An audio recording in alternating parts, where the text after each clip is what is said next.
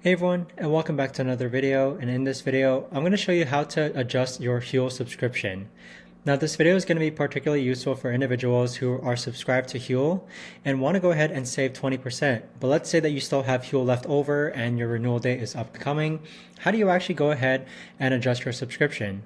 Now this video is going to be short, sweet, and simple, guys. There's not going to be a lot of steps involved. But with Huel, the way it works is that you want to go ahead and log in. Next, click on My Subscriptions.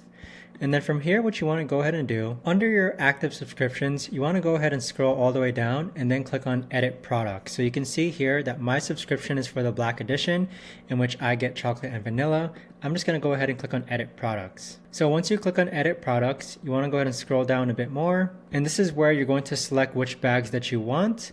And you can see the total at the bottom as well, and then click on Continue. Now right here, we have some blurred out information, but here you're just going to select this frequency, and you're also going to select the shipping address and then click on Edit Address.